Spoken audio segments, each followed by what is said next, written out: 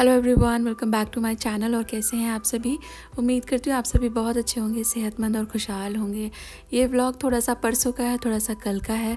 परसों एक्चुअली मेरी तबीयत अच्छी नहीं थी, like nothing to worry about. बस थोड़ा सा मैं लीथार्जिक फील कर रही हूँ, नॉट मोटिवेटेड इनफ, एनर्जी उतना नहीं मुझे फील हो रहा है, तो मैंने कोई व्लॉगिंग वगैरह नहीं की।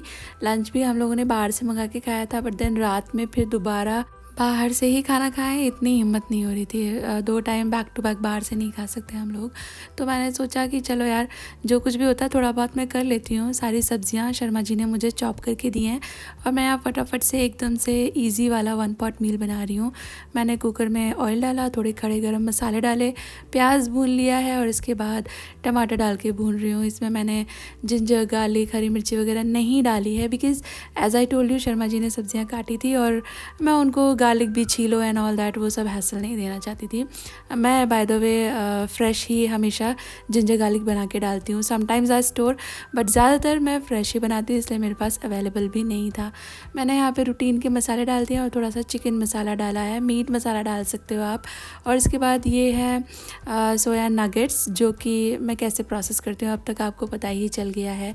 ये मैंने यहाँ ऐड कर दिए हैं और अच्छी तरह से मसाले के साथ इसको थोड़ी देर भून लेंगे। और इसके बाद मेरे बच्चे पुलाव में आलू खाना पसंद करते हैं, तो मैं आलू भी थोड़ा सा डाल ही देती हूँ, 9 आउट ऑफ 10 टाइम्स।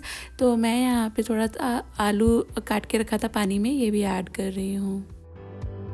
जब मुझे कुछ नहीं सूझता है या एनर्जी नहीं होती है ना, तो इस तरह का हम लोग बना लेते हैं। कभी कभी शर्मा जी भी बना देते हैं दाल चावल, या तो 1 पॉट मील जैसा, या तो पास्ता। मैगी बहुत कम हम लोग खाते हैं। बच्चों को पूछे तो वो मैगी ही बोलेंगे, बट मैं मैगी ज़रा कम ही बनाती हूँ। ऐसा नहीं है कि बिल्कुल नहीं बनाती, कोई घर ऐसा नहीं है कि जिसमें मैगी ना बनती हो, मैं भी बनाती हूँ बट ज़रा कम। और ये है कोलम राइस। कुकर के हिसाब से कोलम राइस ठीक रहता है, तो मैंने ये डाला है। स्वाद के हिसाब से थोड़ा नमक पानी वगैरह एडजस्ट कर दिया है। और बस एक की सीटी काफ़ी होती है जब आप कुकर में राइस बना रहे होते हो। तो बस यहाँ पे फटाफट से ये जो पुलाव है मेरा, इसको मैंने चढ़ा दिया है। शर्मा जी ने बोला भी था कि वो दाल चावल बना देंगे, बाद में बहुत अच्छा दाल चावल बनाते हैं शर्मा जी। उन्होंने लर्न किया है, प्रैक्टिस किया है, भी बहुत अच्छा बना लेते हैं। बट देन वो भी थक कर ही आए थे ना, तो फिर आई थॉट कि चलो मिलकर बना लेते हैं जो बनेगा। और ये पुलाव हम लोगों ने कर लिया। और ये देख रहे हो आप, ये है हंग कर्ड। ये मैंने सुबह सुबह उठते ही छलनी में डाल दिया था कर्ड, हंग कर्ड बनाने के लिए। और सोचा था कि मैं आज वीडियो बनाऊंगी तो मैं इसका इस्तेमाल करूंगी, आपके साथ रेसिपी शेयर करूंगी। बट देन ये यूज़ नहीं हुआ, क्योंकि मैंने ऐसा कुछ किया नहीं। रात हो गई थी, तो आई थॉट कि चलो यार 2 मिनट लगेगी, जब मैं खड़ी ही हूँ तो ये भी प्रोसेस कर देती हूँ, आपको एक बहुत अच्छा रेसिपी दे दूँगी। प्लस हम लोग का भी मूड रिफ़्रेश हो जाएगा। गर्मियों में मज़ेदार कुछ ठंडा ठंडा खाने मिल जाए तो बात ही क्या है। तभी तो हम लोग आइसक्रीम्स खाते हैं, क्योंकि आइसक्रीम्स बहुत ही ग्रेट मूड रिवाइवर होती हैं। ये हंकर्ड है और इसको अच्छी तरह से फेंट लिया है मैंने। और इसके बाद डाल रही हूँ इसमें मैं मीठा करने के हिसाब से कंडेंस मिल्क। और ये है थोड़ा सा मैंगो का प्योरे। ये जो मैं बना रही हूँ ना, इसे बोलते हैं मैंगो योगर्ट। इसमें एज सच मेजरमेंट्स की कोई ज़रूरत नहीं है, आपका अपना स्वाद का हिसाब से आप चीज़ें रख सकते हो। कर्ड ले लीजिए, आपको जितना भी चाहिए उसे छलनी में डाल के रख दीजिए, उसका पानी निथर जाएगा, फिर वो आपका हंकर्ड तैयार हो गया। और फिर उसको फेंट लीजिए और इसमें स्वीटनेस के हिसाब से कंडेंस मिल्क डाल दीजिए। आप चख सकते हो आपको कितना स्वीट चाहिए, कम या ज़्यादा। एंड देन मैंगो डाल दीजिए प्योरी करके, फ्रेश मैंगो प्योरी है ये, कम या ज़्यादा वो भी आपका टेस्ट पे डिपेंड करता है। एज सच कोई भी मेजरमेंट नहीं है जो आपको फॉलो करना है, just go by your heart कि आपको ये पसंद आएगा। इस तरह से सारी चीज़ें एक साथ मिला के अच्छे से फेंट लीजिए और इसके बाद इसको आप सर्व कर लीजिए। ये है mango yogurt as I told you, और ये बहुत अच्छी लगती है गर्मियों में, एकदम चिल्ड खाइएगा, बच्चों को भी बहुत अच्छी लगती है। आप चाहें तो इसके अंदर थोड़े से मैंगो चंक्स रख सकते हो, उससे भी बहुत अच्छा टेस्ट आएगा। मैं आपको एक बहुत ही ईजी पीजी सी गार्निशिंग बता रही हूँ जो मैं करती हूँ, बहुत आसान है, आप ट्राई कीजिएगा, आपको अच्छी भी लगेगी, देखने में भी अच्छी लगती है, बनाने में भी आसान है। The mango I am using is not of very good quality, बहुत ही ज़्यादा फाइबर था इसमें, इस वजह से क्लीन कट नहीं आ रहा है। आप अगर अल्फांसो या बादाम वगैरह मैंगो इस्तेमाल करते हो ना, जिसके रेशे कम रहते हैं, तो बहुत अच्छा पतले पतले कट आएंगे। तो कहने का मतलब यह है कि आप इस तरह से मैंगो को पतले पतले कट्स निकाल लीजिए, फिर इस तरह इसको फैला दीजिए और फिर एक कोने से इसको अंदर की तरफ मुड़ना शुरू कीजिए। आप देखिए मैं कैसे कर रही हूँ, आप समझ जाएंगे। तो ऐसा करने से एक बहुत ही सुंदर फ्लावर जैसा आपका तैयार हो जाएगा। और ये जो मैंगो की डेकोरेशन है ना, आप इसे जो मैंगो योगर्ट मैंने बनाया है इसके ऊपर भी लगा सकते हो। कोई कस्टर्ड वगैरह बनाते हो, फ्रूट क्रीम वगैरह बनाते हो, cakes and all, puddings and all, उसके ऊपर भी आप ये लगा सकते हो। बहुत आसान है। इसको इसी तरह स्पैचुला की हेल्प से ही उठाना पड़ता है, क्योंकि आप हाथ से उठाएंगे तो फूल ख़राब हो जाएगा ना। और स्पैचुला से उठा के प्लेस कर दीजिए। लुक एट दिस, कितना सुंदर ये बनाया है। Give it a try. Recipe बहुत अच्छी है और ये डेकोरेशन भी बहुत आसान है, आप कर पाओगे। यहाँ पे मेरा पुलाव जो है, इसको एक सीटी लगने के बाद प्रेशर ऑटोमेटिकली रिलीज़ होने के लिए रख दिया था मैंने। प्रेशर निकल गया तो ढक्कन मैंने खोल दिया, बट अभी इसको चलाना वलाना नहीं है। कुछ 7 से 10 मिनट का इसे रेस्टिंग टाइम दीजिए, ऐसे ही ढक्कन हटाकर। अब तक आपके जो चावल है ना वो थोड़े से सेटल डाउन हो जाएंगे। फिर आप इसे थोड़ा सा फ्लफ़ कर लीजिए। और ये है ना, बहुत अच्छे बनते हैं पुलाव, एकदम आसान सा 1 पॉट मील है। आप ट्राई दीजिएगा, आपको अच्छी लगेगी। मैं आपको क्लोज़र लुक दिखा रही हूँ, कितना अच्छा खुला खुला सा पुलाव बना है। और आप इसे रायता के साथ, चटनी के साथ, इनफैक्ट चाय के साथ भी अच्छा लगता है। आई नो आपको बड़ा अजीब लग रहा होगा सुनने में, बट सुबह सुबह है ना, जो लेफ़्ट ओवर राइस होता है ना, रात का पुलाव किया आपने, उसे सुबह गर्म कर लीजिए और चाय के साथ एंजॉय कीजिए, बड़ा अच्छा लगता है। और ये है नेक्स्ट डे के क्लिप। आई वॉज़ फीलिंग थोड़ा सा गुड। मैंने शर्मा जी को बोला कि अभी ठीक लग रहा है, तो उन्होंने मुझे कहा कि तो फिर बाहर चलते हैं, थोड़ा बहुत काम है, चलोगी मेरे साथ? आई सेड कि हाँ हाँ चलो चलते हैं। तो थोड़ा बहुत सामान लाना था हमें। घर वापस पहुँच के मैं आपको बताती हूँ।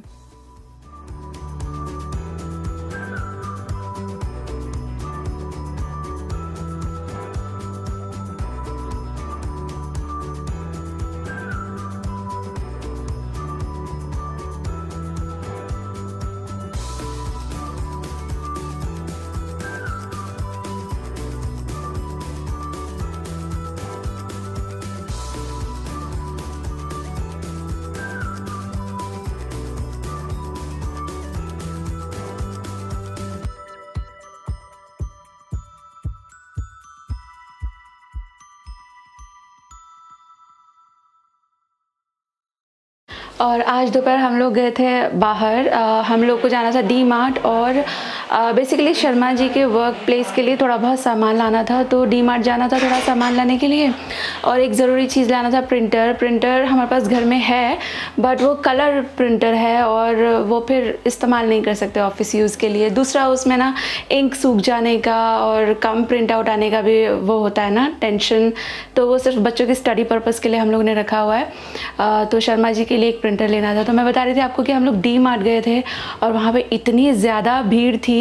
कुछ एक नेसेसरी चीज़ें लेनी थी, पर हम लोगों ने लिया नहीं। वो भीड़ देखकर हम लोग वापस आ गए। मैंने पूछा भी शर्मा जी से कि इतना भीड़ क्यों है, तो उन्होंने मुझे बोला कि people are like probably panic buying, क्योंकि अभी हमारे यहाँ पे कर्फ्यू का टाइम जो है वो चेंज हो गया है। पहले 9 to 6 था, अभी शाम में 8 से सुबह 6 हो गया है। तो लोग अपने आप से भी बहुत सारी चीज़ों को अज्यूम कर रहे हैं। तो वही वाली स्थिति जो मार्च में थी, बहुत ज़्यादा उसी तरह का भी देखने में मिल रहा है। पुलिस भी बहुत स्ट्रिक्ट हो गई है मास्क को लेकर। और वापस जैसे पहला था ना, 1000 रुपीज़ फ़ाइन लगता था मास्क ना पहनने पे, अभी वो सब वापस हो गया है। आपके शहर के क्या हालात है, आप मेरे साथ शेयर कर सकते हो कमेंट बॉक्स में। और यहाँ पे चाय बन रहा है। और मुझे है ना एक क्वेश्चन आया था कि उन्होंने मुझे देखकर डिश वॉशर लिया कि कन्वीनियंट होगा, बट अभी डिश वॉशर बहुत अच्छे से काम नहीं कर रहा है। बर्तन सफ़ेद सफ़ेद निकल के आ रहे हैं। तो आई टेल यू, सफ़ेद सफ़ेद बर्तन मेरे भी आते थे, उसके ऊपर एक सफ़ेद सी फिल्म बन जाती है डिटर्जेंट एंड उस सब की। तो ये एक कॉमन प्रॉब्लम हो सकती है डिश वॉशर्स के साथ। तो बहुत ज़्यादा अपने डिश वॉशर को ना अंडरस्टैंड करने की भी ज़रूरत पड़ती है। मैं आपको इस पॉइंट पर एक ही चीज़ बता सकती हूँ कि आप बेटर डिटर्जेंट ही इस्तेमाल कीजिए। आपका जो डिश वॉशर है, आपके यहाँ पे पानी का हार्डनेस लेवल क्या है, उस हिसाब से रिंसेड एंड सॉल्ट का इस्तेमाल ज़रूर कीजिए। And better all in one tablet या तो डिश वॉशर डिटर्जेंट जो होता है ना, जैसे कि IFB, मैं वो भी इस्तेमाल करती हूँ, बहुत अच्छा आता है। मेरे सारे ही बर्तन बहुत साफ़ आते हैं। मैं आपको क्या दिखाऊँ, उधर थोड़े बर्तन गीले भी हैं। हाँ, मैं आपको दिखाती हूँ, आप इसे देखकर अंदाज़ा लगाइए कि कितना अच्छा डिटर्जेंट से काम होता है। लुक एट माई छलनियाँ, आप देख सकते हो इसमें एक भी कालापन कहीं पे भी जमा हुआ नहीं है। अगर आप आपके डिश वॉशर के हिसाब से detergent and this and that जो भी चीज़ें उसमें डलती हैं ना वो डालेंगे ना तो कुछ भी वाइट वाइट का टेंशन नहीं होगा। चीप डिटर्जेंट ना इस्तेमाल करें। मैंने एक बार लॉकडाउन जब था ना तो मुझे कहीं भी मिल नहीं रहा था, तो मुझे फ्लिपकार्ट पे एक कॉम्बो मिला था, वो कुछ 400-500 रुपये का था, मुझे क्लियरली याद नहीं था, बट कॉम्बो था, उसमें रिंसेड, सॉल्ट, डिटर्जेंट सब था। And I was very happy at that time कि यार मुझे इतने डिफ़िकल्ट टाइम में जब कहीं भी अमेज़ॉन वगैरह पे कुछ नहीं मिल रहा था तो वो मुझे वहाँ पे मिल गया और सस्ते में, तो मैं बहुत ही ज़्यादा खुश थी। बट जब मैंने वो इस्तेमाल किया मेरे सारे बर्तनों के ऊपर सफ़ेद जैसे कि डिटर्जेंट डाल के धोया ना हो ऐसा हो गया था। तो फिर मैंने वो इस्तेमाल नहीं किया बिकॉज़ हर डिश वॉशर का एक रिकमेंडेशन होता है। जैसे मेरे पास बॉश है तो दे से फिनिश इस्तेमाल करना। व्हेन आई यूज़ फिनिश का टैबलेट तो बहुत ही अच्छे बर्तन निकलते हैं, but then Finish thing is very expensive business, तो मैंने फिनिश नहीं ज़्यादा कभी इस्तेमाल किया। I use to use Fortune, Crystal and all, उनसे भी अच्छा रिज़ल्ट होता था। But these days I am using IFB का डिटर्जेंट एंड उससे बहुत अच्छा हो रहा है। बट हैविंग सेड सो मैं आपको एक बात और बताना चाहूँगी कि मैं जहाँ रहती हूँ ना यहाँ पे वाटर हार्डनेस बहुत उच्चतम लेवल का है, बहुत ही ज़्यादा हार्ड वाटर का प्रॉब्लम है यहाँ पे। तो मैं मेरा जो डिश वॉशर है ना उसमें सॉल्ट, रिंसेड हमेशा अप टू डेट रखती हूँ। एंड देन आई यूज़ आजकल IFB का detergent which works absolutely fine for me. एक और इम्पॉर्टेंट टिप मैं आपके लिए बताना चाहूँगी कि डिश वॉशर को टाइमली क्लीन ज़रूर करते रहिए, उससे भी उसकी परफॉर्मेंस पे असर पड़ता है।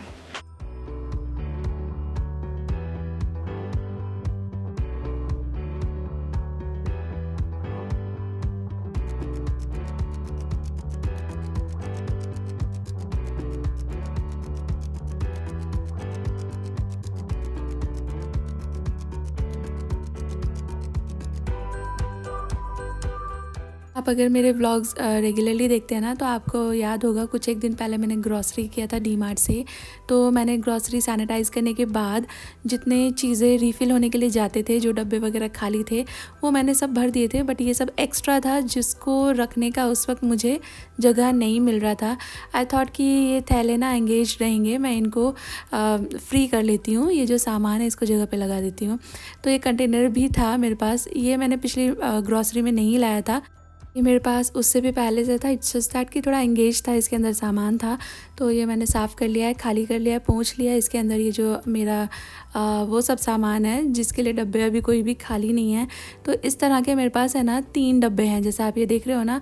इस शेप एंड स्टाइल के नहीं बोल रही हूँ मैं, इस कैपेसिटी के 3 डब्बे हैं। तो मेरे जो दाल चावल वगैरह रहता है ग्रॉसरी का, वो सामान जो उस वक्त मैं नहीं रख सकती हूँ किसी भी डब्बों में बिकॉज़ डब्बे फ्री नहीं है, सरप्लस जो भी रहता है ग्रॉसरी, तो वो मैं इस तरह से डब्बों में स्टोर कर देती हूँ। और उसके बाद फिर जैसे जैसे जो रेगुलर यूज़ वाले डब्बे खाली होते रहते हैं तो फिर मैं इसमें से निकाल के रिफ़िल करती रहती हूँ। तो पूरा महीना इस तरह से आराम से निकल जाता है। यहाँ पे मैंने जो मेरे तीनों थैला थे ना, ये मेरे ग्रॉसरी बैग्स हैं और ये एंगेज थे ना, तो थोड़ा सा डिफ़िकल्टी होती है आपको दूसरा सामान लाना होता है। ऐसा नहीं है, और भी है मेरे पास, बट देन ये तीनों एंगेज थे और जगह भी ले रहे थे फालतू में, तो मैंने इनको फ्री कर दिया है, सामान जगह पे लगा दिया है। और इसके बाद I am just tension free. थोड़ा सा घर मेरा मेसी आज दिख रहा है, वो मैं रीज़न आपको बता चुकी हूँ। कल मैंने ऐसा कुछ भी काम नहीं किया था, डोंट वरी, ये सब मैं क्लीन अप कर लूँगी। और फ़िलहाल मेरा सामान जा चुका है सारा जगह पर। और ये है समथिंग वेरी इंटरेस्टिंग, ये बनाया था मैंने डिनर में। रेसिपी बहुत आसान है, टेस्ट ऑसम है। इसकी रेसिपी मैं आपके साथ कल शेयर करूँगी, कल वाले व्लॉग को देखना ना भूलिएगा। ये बहुत यमी लगता है, आप इसे ब्रेकफास्ट में या डिनर लंच जब चाहे बना लीजिए, क्योंकि कहने के लिए तो पराठे भी ब्रेकफास्ट आइटम है, बट हम लोग डिनर में भी बना सकते हैं ना, सभी लोग करते हैं ऐसा। रेसिपी चेक करना, आपको अच्छी लगेगी। इसी के साथ आ गए हम इस वीडियो के एंड पर। Thank you for watching guys, take care, bye bye.